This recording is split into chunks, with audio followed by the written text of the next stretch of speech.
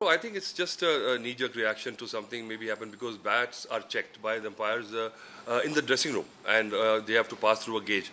But each player has got many bats, so I think maybe the doubt was that the bat that was checked and the bat used was different, so it can happen. But if I look at the past history, then Dennis really used the aluminium bat because that was damaging the ball, and a lot of innovations have come, but few of them have been stopped by ICC, like the carbon fiber tape, which was also disallowed because Ricky Ponting was using, or the graphite edges people are using, so that the sneakometer doesn't catch it. So because everybody tries to be ahead of the curve, but I think it has to be fair, and the dimensions of bat by ICC are also very confusing because the length of the bat should be 38 inches and the width has to be a certain thing and the edges can't be more than 4 centimeters.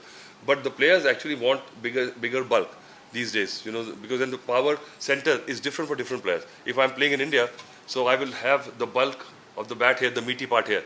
But if I go to Australia, I should have the meaty part here because the ball meets the bat here.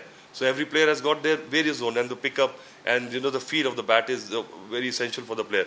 The weight of the bat also varies from their form to form, season to season. Like Azhar used to play with a very light bat, and Sachin used to play with 3.2 bat.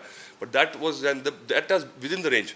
But I think if you are just trying to show that you are trying to curtail unfair advantage by the batsman and power hitting, the way it is going, the bowlers are looking, slaves. So I think you can do other things like maybe allow another bouncer for them, let the batsman do whatever. And I'm sure nobody in this day and age, bigger player will try to cheat. I think they will try to go into a grey area, but that grey area also for that player should give him that kind of a quantum advantage. Otherwise, it's pointless to just create controversy, because then I remember a couple, they used to play with the mongoose bat, and that was allowed because there was no edges. So now, I am sure in one match, the umpire disallowed that. But then, it was reversed because, it doesn't give advantage to the batsman.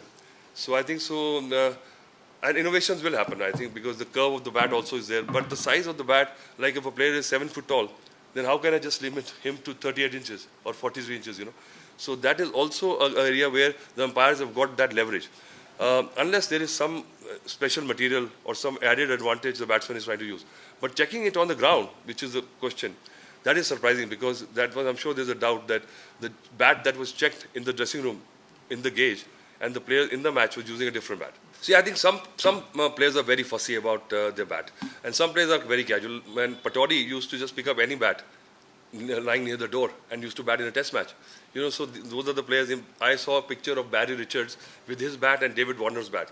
It was half the size, and Barry Richards got 300 runs in Melbourne. So you can imagine, and earlier batsmen used to play with sticks because there was no curve. And this English willow is also not that, modified. But now English willow is coming, the stripes are counted, it's pressed because, we live in a modern age.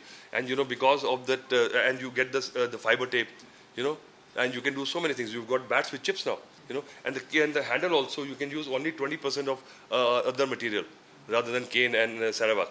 So I think, but if you see that the players will try and try to change, they will try to push the envelope.